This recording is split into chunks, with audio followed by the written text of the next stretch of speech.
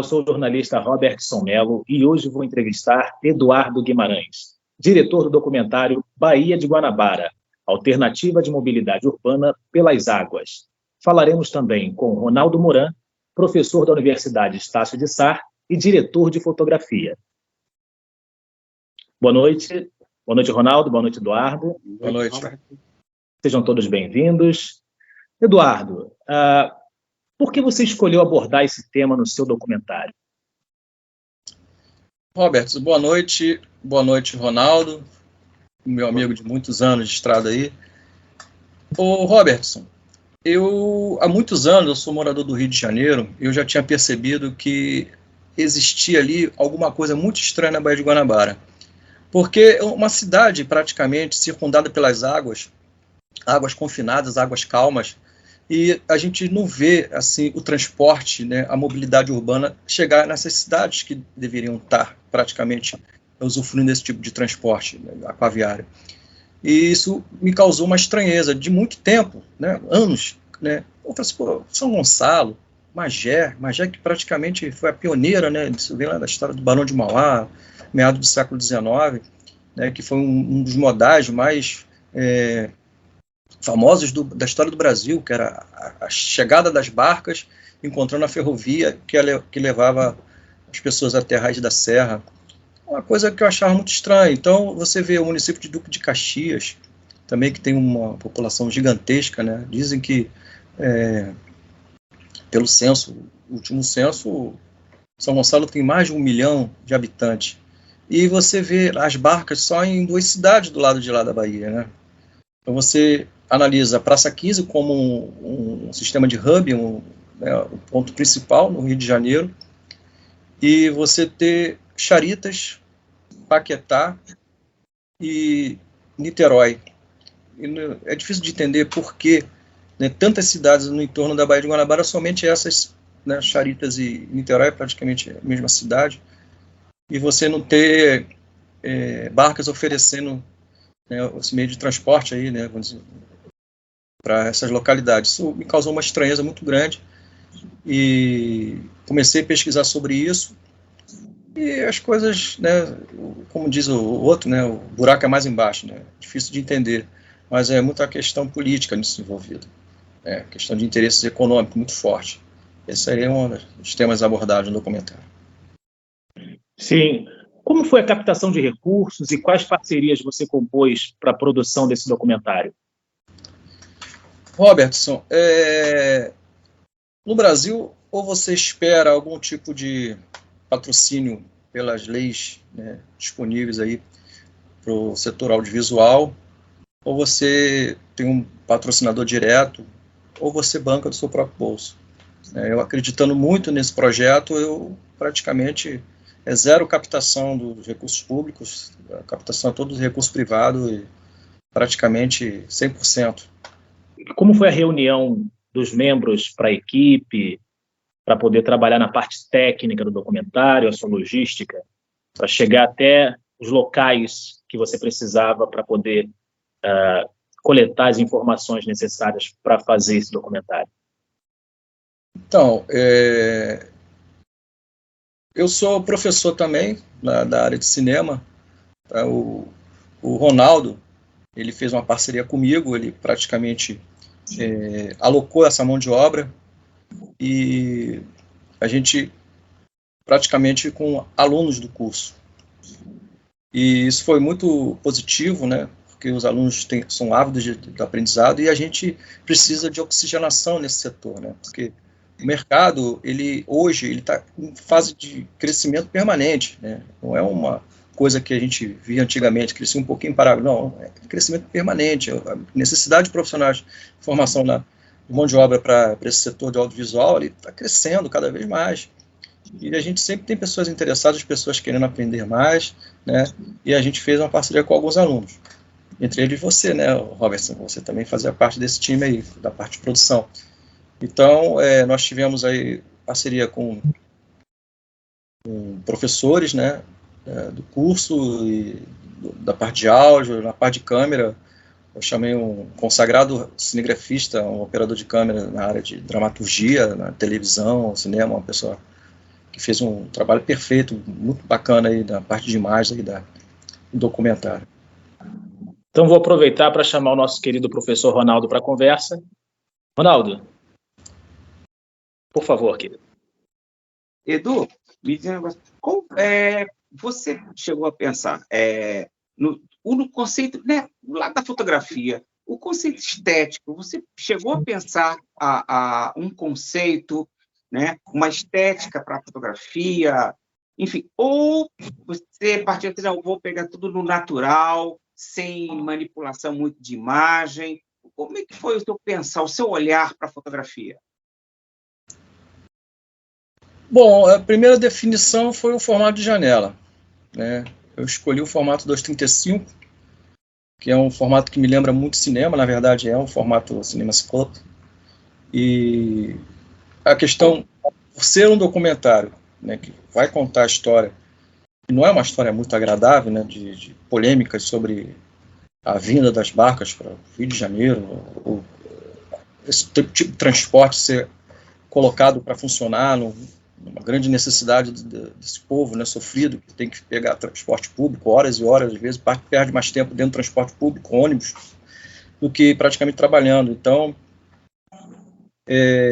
por ser uma coisa dramática, né, eu tive uma estética pensada de colocar ali uma imagem com contraste menor do que normalmente televisão, um brilho que se vê, né, nos canais de televisão, exatamente para deixar aquela coisa mais sombria, aquela coisa mais com uma carga dramática um pouco mais exposta ali para o telespectador. Aquela coisa de não aquele rosto bonitinho, bem iluminado, aquela coisa mais dividida, né, claro, escuro, que isso causa uma carga dramática um pouco maior. Óbvio que isso está mais colocado para os entrevistados, mas as dificuldades em campo são tremendas, né? Então a gente trabalhar com equipamento de cinema para fazer documentário é um pouco complexo. Então a gente optou, em alguns casos, a gente fazer o que podia fazer, porque o documentário ele tem essa pegada, né, de você transformar o que é ficção, talvez numa linguagem um pouco mais real, né? E por outro lado, o real também se transforma um pouco uma coisa mais ficcional. O documentário se confunde muito nisso, né? Porque há posições de colegas que acham que o documentário é só ficção, é o ponto de vista do cineasta. Mas ele também pode ser um trabalho jornalístico pensado, né, o máximo de fidelidade da história, né? Mas às vezes você dramatiza o negócio, né? Você tem um ponto de vista diferenciado. Mas exatamente por isso que eu pensei, por ser um assunto um pouco dramático, porque conta a história de todo um povo no entorno da Baía de Guanabara que sofre há décadas porque não há um interesse ali de imediato de se resolver essa questão desse modal muito importante que é a aquaviária. Edu, na estrutura do documentário, você, em termos de registros históricos, né? Documentação, já que você fez uma pesquisa, se remontou ao século XIX, final do século XIX, enfim, você vai se valer de muita imagem histórica para complementar as informações, ou vai ficar só com relatos e imagens contemporâneas? Então, é importante você fazer uma pincelada, né, na história para explicar o porquê, né, de tantos, vamos dizer assim, séculos, né? Vamos colocar aí, no meado do século XIX, podemos colocar aí 1,5 século, né? Ou mais, não sou muito bom de conta não.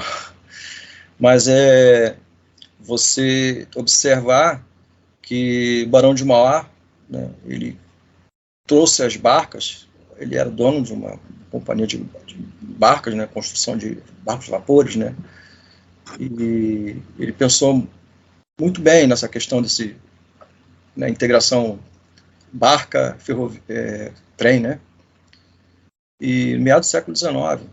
Aí você vê ao longo dessas décadas todas, praticamente, em vez de ampliar, quase que acabou, não se vê, né, vê ferrovias abandonadas, você vê a prioridade está clara, que é o transporte rodoviário. Isso é uma questão de lobby, uma questão de interesses políticos de ambas as partes, né, do empresário e de quem está na política, né, a verdade é essa. Isso atrapalha muito, né, os interesses do povo ali, de ter aquilo que de fato é direito, né. Eduardo, eu estive em São Paulo recentemente, fazendo algumas matérias, e percebi que lá a integração funciona muito bem entre metrô, trem e o ônibus. Você acha que é possível no Rio de Janeiro ter uma integração semelhante e também incluindo nessa integração as barcas? Olha, esse já está em projeto, em andamento lá em São Paulo, né, das barcas. Então, assim, o que acontece é que tem que se pensar o gasto disso tudo, o custo e mobilidade, né? Ele é muito alto. Quando você entra num transporte público e você perde horas ali dentro para ir para o trabalho e para voltar, é a qualidade de vida, é a saúde, é combustível dos carros. Tem uma questão, além de socioambiental, né, que a gente está falando de poluição também, a gente tem aquela coisa da doença, né, que é causada por isso. Estresse, né, principalmente estresse. Então, assim, a pessoa entra no transporte. Ela, de imediato, ela tem facilidades para chegar até o seu trabalho, né, um transporte que seja uma lotação saudável, vamos dizer assim, 40 assentos, 40 pessoas, todo mundo sentado. E se pensar um pouco no benefício a longo prazo para qualidade, né, de vida para essas pessoas, e que é uma coisa que tem que ser pensada, porque a iniciativa privada ela só visa lucro. Então, imagina só, você disponibilizar um transporte público, seja qual for, para ficar vazio em um determinado horário, ou eles querem tudo lotado, exatamente para fazer uma viagem só e lucrar o máximo que puder. Então, para eles é sempre lucro quando está lotado. Se tiver 1/3 ou 2/3 da capacidade, eles acham que isso é prejuízo. Então, eles diminuem o horário desse modal, pode ser trem, metrô, ônibus, ou a barca mesmo, exatamente para poder compensar financeiramente as empresas. E quando o passageiro ele tem que sair do trabalho e esperar o razoável de tempo até ingressar nesse transporte e ir para casa, né? Ficar esperando uma hora. Pessoas de Paquetá, por exemplo, sofrem muito com isso. Não tem transporte lá de madrugada, por exemplo. Além de oferecer essa alternativa de mobilidade pelas águas, você acha quais os benefícios de se explorar, no bom sentido, esse lado, esse potencial da Baía de Guanabara? Além deste lado, outros benefícios para a população do seu entorno? Olha, estivemos em vários pontos da Baía de Guanabara. A gente observou coisas do excelente para o péssimo, né? Do bacana para o horrível. A questão do esgoto, tratamento, saneamento básico. A gente vê esgoto in natura na Baía de Guanabara. Ao mesmo tempo, a gente, na APA de Guapimirim, a gente vê aquele lugar como se estivesse voltando no tempo. Como, de fato, era a Baía de Guanabara, uma área lagadiça, pântanos, né? E aquilo tu vê os rios todo em formato de meandros, né, curvas, né, que a água, o curso da água segue seu caminho naturalmente, ele não tem interferência humana para poder chegar mais rápido na foz da Baía, para poder desalagar, vamos dizer, áreas da Baixada, ou que seja na região de São Gonçalo, da própria Guapimirim mesmo. Mas você observar que a natureza ela foi perfeita, ver um homem estraga tudo, entendeu? O que é a Baía de Guanabara? O que é a Baía de Guanabara? A Baía de Guanabara é o sustento de muitas famílias, né? Você vê pesca artesanal, né? Você observa que existe uma biodiversidade gigante ali, golfinhos, é uma coisa impressionante, é muito lindo. Se a Baía de Guanabara fosse cuidada, né, bem cuidada, a gente teria um ponto turístico muito bem explorado, né, com uma responsabilidade socioambiental, consciência de todos, né, e quando eu falo todos, me refiro ao cidadão e o político, né, que também é um cidadão, mas muitas das vezes eles veem mais o lado deles, infelizmente, né, e os interesses do partido, interesses políticos, interesses pessoais, e acaba destruindo o que a natureza colocou ali de abundância para a gente, e vai chegar um dia que a gente não vai ter mais nada. Se continuar nesse ritmo a Baía de Guanabara, talvez ela seja uma lembrança somente, entendeu? Que a exploração no entorno da Baía de Guanabara, ela é muito grande, né? A gente vê alguns pontos isolados, né, de atitudes importantes, mas coisas que não vão para frente, como centro de tratamento de esgoto, né? Aquelas boias flutuantes, os lixões que foram removidos, aquele de Aramacho, tal, assim, e o que ficou lá? Para onde vai? Entendeu? Essa é a questão. A gente tem que tratar a Baía de Guanabara como se fosse a nossa casa, né? A gente vai ficar numa casa suja, uma casa com esgoto, céu aberto? Não vai ficar. É assim que a gente tem que ver as coisas, né? Com um pouco mais de consciência socioambiental, né? Na parte técnica, o que foi utilizado, né, na concepção, né, na realização do documentário? O que em termos de tecnologia? Bom, eu penso que o documentário tem que ser feito com o equipamento mais enxuto possível, né? Diferentemente da dramaturgia, né, da ficção, que se dispõe de muitos equipamentos, né, muitas pessoas, o documentário, quanto menos pessoas tiver, melhor. A verdade é essa, né? Porque, além de reduzir os custos, né, você interfere muito menos, porque você vai estar trabalhando com pessoas reais ali, não são artistas, não são atores, então são pessoas que, se você chegar com 10 pessoas em cima assim, às vezes inibe, então, quanto menor a intervenção técnica, melhor. Então, normalmente, o documentário é feito com uma equipe bem enxuta, né? E, normalmente, a gente busca equipamentos também compatíveis, né? Equipamentos que sejam menores, equipamentos mais leves, enfim. A gente trabalhou nesse documentário com uma câmera de 6K, uma Blackmagic, e uma imagem fantástica, um trabalho que depois, né, você pode fazer 4K, Full HD, e oferecer isso para o stream com altíssima qualidade, entendeu? Mas eu acho que o mais importante é você estar com o equipamento certo no lugar certo para fazer aquilo que está proposto. Quanto tempo de elaboração do documentário, desde a ideia até a concepção, até você finalizar o documentário, que já está em fase de finalização, né? Robertson, então, eu tomei essa decisão de fazer esse documentário há já um tempo, tem uns 3 anos. E as coisas elas foram sendo planejadas devagar, com ideias, né, buscando parcerias, enfim. E saímos em campo, buscando as informações para dar para o povo. Eu acho que a gente tem que trazer esse assunto, né, para o povo, e o povo cobrar nas urnas. Porque o que a gente vê são promessas se repetindo. Toda época de eleição é a mesma coisa. Então, quem está, de fato, trabalhando em prol do seu povo, que está buscando a melhoria do seu povo, deve ser valorizado nessas horas. Agora, a gente vê muitos oportunistas. Então, eu busquei, né, fazer esse documentário para as pessoas conscientes, né, pessoas que vão entender o porquê. Que a gente está discutindo um assunto que o povo tem esse direito. O transporte público ele tem que ser prioritariamente público. Ele tem que ser de interesse público, não de interesse empresarial.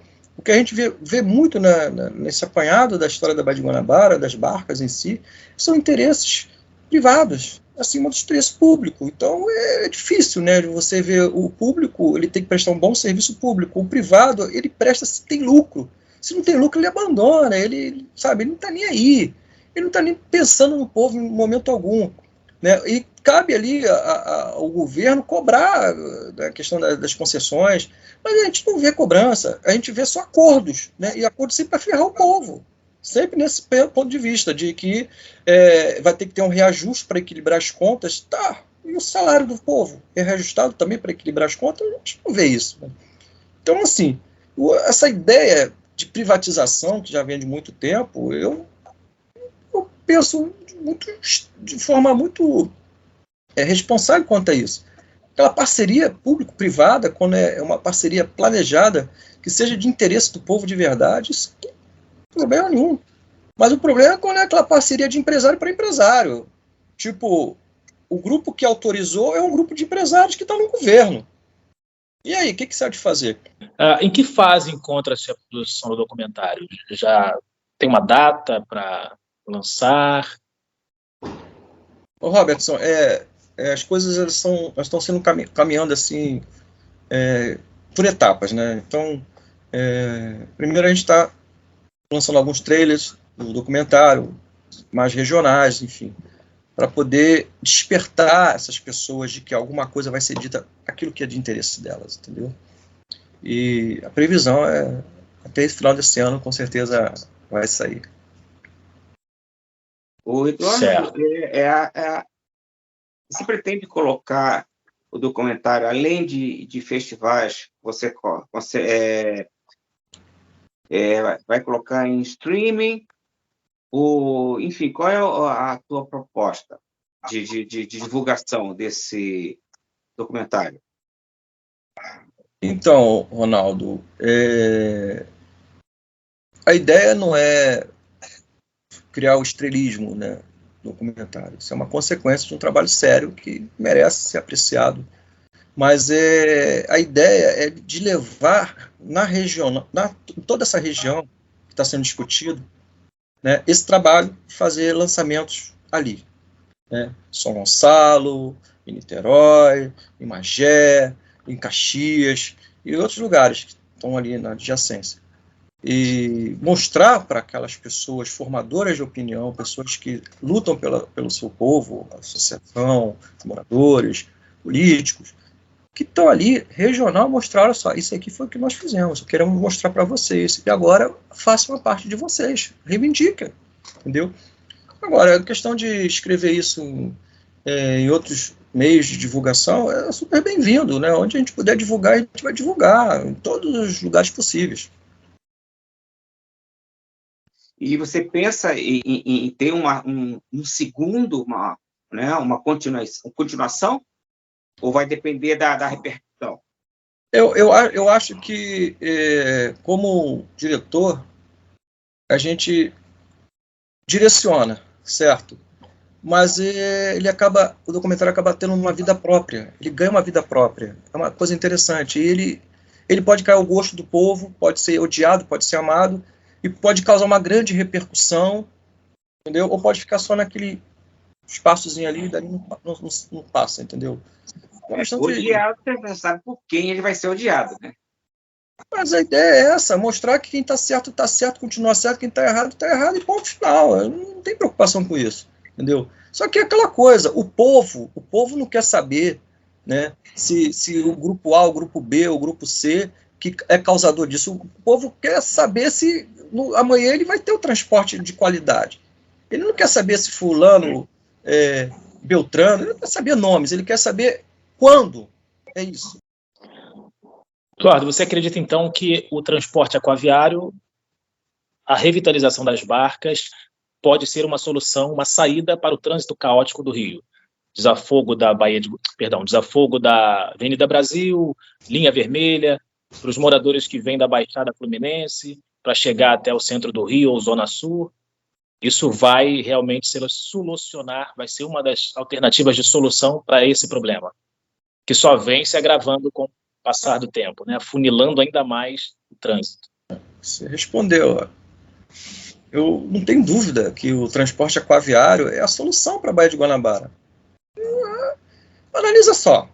Não precisa ser um especialista. Basta você entender o seguinte: pessoas que moram em São Gonçalo pagam pelo transporte para ir para o centro do Rio uma fortuna, né? E muitas das vezes vai em pé, num ônibus superlotado, até o centro do Rio ou para outros lugares, para a Zona Sul, para a Zona Norte, Baixada Fluminense. E aí eu te pergunto, por que o ônibus tem que pegar a pessoa lá em São Gonçalo e levar até lá embaixo, na Baixada Fluminense direto? O que eles pensam é o seguinte: ter linhas que atendem do ponto A ao ponto B, que seja de ponto A ao ponto B quase 50 quilômetros, não importa para eles. Eles querem o seguinte: que a pessoa pague o preço, que seja combinado lá, e que o ônibus leve lá, né, ajuda a congestionar a Ponte de Niterói, a Bastos Luz, a Avenida Brasil, assim vai. Agora, se você tem um ônibus, né, que faz um transporte curto, do ponto A ao ponto B, 5 km, Papimba, e dali descarrega o ônibus todo, né, desembarca todo mundo e ali entra no outro modal, que seja o metrô, ou o trem, ou a barca. Eis a questão. Se pensou assim, vamos levar o metrô do centro para Niterói. Ué, o custo disso. Tem muitas ferrovias que foram abandonadas. Né? A Baía de Guanabara está sendo assoreada, porque N motivos. Mas por que São Gonçalo tem que ter ônibus para o Rio de Janeiro quando poderia ter uma barca direto para o Rio de Janeiro? E eis a questão. Do Rio de Janeiro, teria que ter o sistema de hub para alimentar essas barcas. O problema é que é o dono do ônibus, que é o dono daquela linha de ônibus, ele não quer alimentar a barca porque é concorrente dele. Então o pensamento é esse. Né? Eles olham, um olha para o outro como concorrente, então ninguém quer ajudar o outro. Eu não estou pensando no povo, que o povo vai chegar aqui, vai ter um ônibus para ele pegar, para ir para o trabalho dele. Não, ele que se vire, vai até no ponto A, o ponto A ao ponto B, ele vai ter que passar vários pedacinhos para chegar lá. Andar, às vezes, centenas de metros para poder chegar no ponto de ônibus e, às vezes, fazer sinal o ônibus não parar porque está lotado. Então é isso, essa visão, essa questão de engenharia de trânsito é muito complexa. Né? Se você colocar na teoria o que seria o ideal, é muito lindo, mas na prática o que a gente vê é totalmente oposto, é uma coisa horrorosa. Né?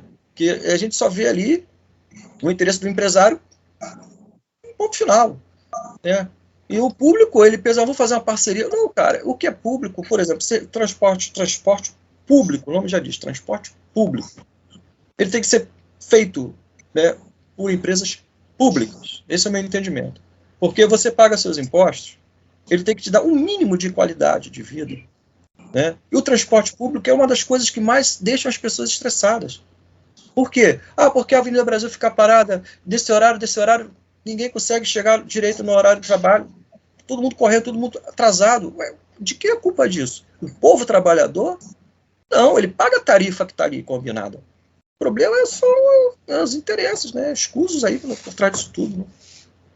Você acha que eles têm interesse em fazer com que isso saia do papel, que isso melhore a vida da população? Robertson, é um assunto um pouco complicado, porque quando você vê interesses privados acima do interesse público, já tem coisa errada, entendeu? E como é que um secretário de Estado de transporte, que muitas das vezes ele está ali, às vezes até por um forte, né, apoio desses empresários, ele vai lutar contra esses empresários? Dificilmente. Muito pelo contrário, se bobear, ele vai fazer lobby para o próprio empresário. E quando essa pessoa é comprometida com o povo de verdade, né, ela não consegue fazer 10% do que realmente pretende fazer. Né, porque ele é o executor de tarefas, a ideia do governo, a ideia do governador. E você vê a história do Rio de Janeiro, ela cada vez mais, né, sendo colocada aí para todo mundo ver como é que né, as coisas acontecem no Rio de Janeiro. Então, é difícil você ter certeza de que alguém vai fazer alguma coisa em prol do povo quando você, às vezes, a pessoa tem boas intenções, mas não tem instrumentos para fazer. Né? E aí depara com interesses, às vezes, não dele, mas de outros que ficam ali pedindo para que ele faça ou não faça. E aí é o comprometimento, né, desses políticos com o sistema, sempre foi colocado aí para todo mundo. As pessoas têm uma memória curta, né? Mas se a gente pegar de uns 20 anos para cá, a quantidade de escândalos relacionados à questão de transporte público, né, e esses empresários voltados para o transporte público, corrupção, coisa absurda. Isso era para ter uma intervenção imediata. Né? E você falar assim, que transporte público não dá lucro, é impossível não dar lucro. Se todo mundo faz uso do transporte público, todo mundo é obrigado a pagar. Como não dá lucro? Aí o que é o seguinte: olha, para eu manter esse serviço funcionando, eu quero ter pelo menos 30%, 40%. Em lugar nenhum no mundo funciona assim. Mas no Rio de Janeiro, no Brasil, é assim. As pessoas querem ter um lucro exorbitante.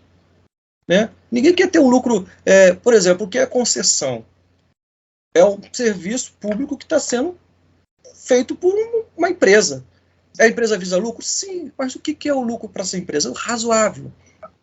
A longo prazo. É o social, pensado no social. Não, eles querem ter um lucro de banco. Como assim?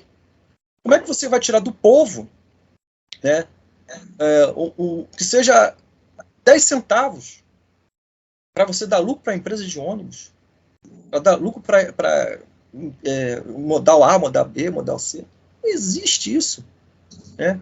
Então, assim, o Brasil tem que ser repensado, a política tem que ser repensada, porque o povo tem que ser politizado, porque quanto mais politizado o povo for, mais ele vai cobrar. E, assim, as coisas acontecem porque o povo permite. Porque se você tem ali, né, o meu candidato, eu votei nele. Eu votei e viro as costas. Porque eu fui cumprir com minha obrigação política. Na verdade, não é o direito. Eles entendem assim, como minha obrigação, não é direito. Olha a visão. Tá entendendo? Então você tem uma pessoa que vai às urnas, muitas das vezes com raiva, porque é obrigado a ir, porque senão vai ter que pagar uma multa. Às vezes é funcionário público, dá problema. Então, já começa por aí. E quando elege essa pessoa, muitas das vezes não cobra dela. Não sabe nem como chegar até essa pessoa. Essa pessoa simplesmente vira as costas para o seu eleitorado. E já começa a defender pautas de interesse dele e interesses de quem botou ele lá. Entendeu? Então, acho que só a politização do povo vai poder diminuir essa desigualdade. Né? E isso demanda muito trabalho de formiguinha. Muitas pessoas com consciência política, pessoas que estão vendo a coisa acontecer e precisa falar, tem que mostrar para os outros, né? Convencer que aquela pessoa, né? Convencer aquela pessoa de, vou te mostrar uma coisa aqui, qual é a sua opinião? É isso que a gente tem que fazer, entendeu? A gente não pode entregar o mandato para alguém e virar as costas, né? Que aí é mais fácil a ala corrupta chegar perto daquele deputado, aquele vereador, aquele prefeito, governador, enfim. É muito fácil, entendeu? A gente chama de baixo clero. É assim? Aquelas pessoas que estão ali para fazer qualquer negócio desde que seja vantajoso para ela. Porque ela, politicamente, é uma pessoa, né, de pouca importância. Tanto para o seu eleitorado, como também para o mundo político. E aí você tem aí a aproximação de empresários, lobistas, etc. e tal, em cima desse pessoal aí, que não tem um posicionamento político conhecido por todos. E está lá por outros motivos, entendeu? Às vezes entra com muita boa intenção, mas, infelizmente, o sistema, às vezes, né, corrompe as pessoas. Tem razão. A população precisa conhecer seu poder e pressionar seus governantes. E o material dele está muito bom, está muito bom. Eu acho que vai fazer muito sucesso, pelo menos, e vai ajudar a abrir os olhos de muitas pessoas, porque o que é relatado lá, a maioria não sabe, não conhece. Muitos nunca ouviu falar, outros têm uma vaga noção. Então, esse documentário vai dar uma dimensão para as pessoas, vai chegar naquele ponto que o Eduardo quer, a conscientização. E isso, eu acho que é a ferramenta. O documentário é isso. Ele vai ter conhecimento à grande massa, ao público, para eles se conscientizarem do mundo ao redor, né? De como e dar condições para eles poderem agir, dar base do conhecimento para eles poderem agir e reivindicar os seus direitos, né? Então, eu acho que o documentário está muito legal, como tecnicamente está excelente. E é a parte mais que me interessa, na parte técnica. Então, ele está perfeito. Eu, como também documentarista, ele atende perfeitamente a estrutura de um excelente documentário. Eu posso dizer que também estou aprendendo muito, sou aluno dos dois, né? Só que suspeito até para falar, Ronaldo Moran, Eduardo Guimarães, diretor, enfim. Eduardo, quer fazer mais alguma consideração? Contar um pouco mais dos projetos futuros? Bom, queria dizer, porque você me perguntou lá atrás porque eu fui fazer esse documentário. Né? Primeiro que eu acho que a gente tem que fazer alguma coisa que tenha serventia. Né? Não precisa ser exatamente algo polêmico, mas pode ser algo de entretenimento, uma coisa que faça alguém feliz ou uma pessoa refletir sobre aquilo. Então, eu achei que era um oportuno momento de se fazer um documentário sobre a mobilidade urbana. E já que a questão das barcas sempre me despertou uma curiosidade muito grande, falei, eu vou fazer isso. Né? E a questão hoje assim, para você fazer qualquer coisa na área de audiovisual, ou você tem muito dinheiro, ou você depende do dinheiro público, né? Ou você simplesmente busca parcerias. O que eu fiz? Eu não tinha dinheiro público, não tinha parcerias, aliás, não tinha dinheiro privado, mas eu tinha amigos, entendeu? Pessoas que apoiaram nesse projeto, né, abraçaram a ideia e, de uma certa maneira, ficou mais em conta, vamos dizer assim. Então, eu acho assim, a galera do audiovisual, se você tem uma ideia fantástica, se você pode mesmo você executar, faça. Pega e faça, amigo. Não fique esperando dinheiro público ou parcerias privadas assim, de interesse financeiro, que isso é difícil para quem está começando, pessoas que concorrem com outros para poder alcançar aquele incentivo ali. Mas é um caminho, né? É um caminho. Então, o que eu acho bacana é que tem muita gente querendo fazer, mas às vezes tem muita gente que não tem como fazer. E é nessas horas que você busca as parcerias, né? Então, eu acho que às vezes uma andorinha só não faz o verão, como diz, né? E às vezes você precisa, assim, tem exemplos de grandes produtoras, grandes diretores aí que não começaram sozinhos, não, começaram com a ajuda de alguém, ou com uma equipe, né? E às vezes, às vezes fala assim, o cinema tem muito disso, né? Você trabalha com uma pessoa, aí você gosta do trabalho daquela pessoa, se adapta com aquela pessoa, é uma família, se adapta com o trabalho daquela pessoa, e o melhor ainda, quando você não percebe o trabalho dela, que o trabalho dela está indo bem. Eis a questão. E aí você fala, eu sempre vou trabalhar com essa equipe, toda vez que eu puder, eu vou chamar esse pessoal de novo. E às vezes você fica irritado, esse projeto eu não vou poder fazer porque eu já estou amarrado no outro trampo aqui e tal. Entendeu? Sabe como é que é? É o que eu falo, às vezes você tem que fazer o seu círculo. Você tem que juntar a sua galera. Você tem que fazer a sua galera. Né? Não é esperar você entrar na galera. Você se junta a pessoas que estejam com a mesma vontade de fazer, entendeu? Leva o negócio com seriedade, com o máximo profissionalismo. Hoje em dia você tem muitas oportunidades de absorver conhecimento, entendeu?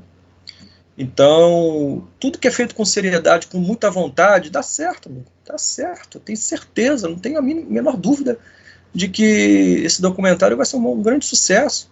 Tá? Pode não ter a visão global, né, mas pode ter uma visão de formiguinha. Eu acho que a intenção é essa, é de conscientização, e a conscientização, ela, às vezes, não é feita pelos grandes meios de comunicação. Muito pelo contrário, eles estão, às vezes, para desinformar, fazer uma cortina de fumaça para poder a boiada passar. Então, às vezes, você às vezes tem que fazer o trabalho de formiguinha, e assim, eu não tenho nenhuma pretensão de ganhar o Oscar com isso, não. Mas se eu ganhar um aperto de mão, um abraço sincero, eu já fico feliz por isso, entendeu? Eduardo, você, durante a realização do documentário, você encontrou dificuldades de acesso aos locais? Sentiu algum tipo de dificuldade ou que dificultavam você para mostrar o que estava acontecendo, né? Ou sentiu algum tipo de receio das pessoas em falar a respeito do que estavam sofrendo ou passando? Então, eu deparei com pessoas que, de fato, já estavam ali naquela fase de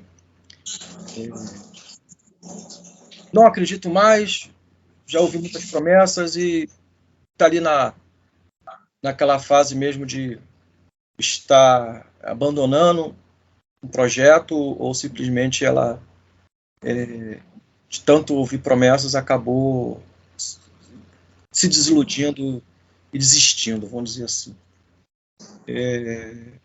O povo em si, não. O povo, o que eu ouvi foi isso. As pessoas falaram assim, eu não acredito mais nisso não, a gente recebeu tanta promessa, já até desisti. Mas os atores principais dessa causa, né, que são a classe empresarial e a política,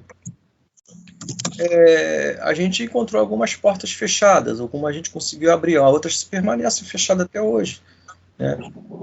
Então, é difícil você falar assim, olha, como é que eu posso falar você se eu não sei nada sobre você? Eu sei que está escrito ali, não tem muita importância, seria mais importante você falar, né? Então, assim, a gente está pensando, né, em fazer uma coisa que todos entendam 100% do que se trata. Mas é muito ruim quando os atores que são os responsáveis por esse caos, eles não falam, entendeu?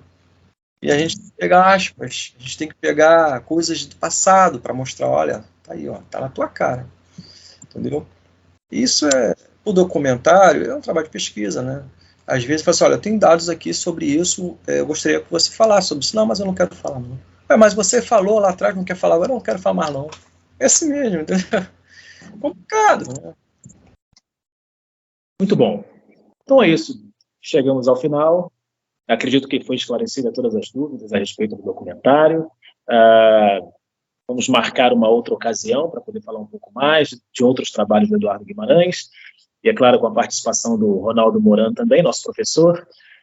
E aí a gente encerra com mais uma entrevista com Eduardo Guimarães, diretor do documentário Baía de Guanabara, Alternativa de Mobilidade pelas Águas, com a participação especialíssima do professor Ronaldo Moran, professor de cinema da Universidade Estácio de Sá e diretor de fotografia. É isso, gente. Uma boa semana para vocês e obrigado pela presença. Muito obrigado. Obrigado.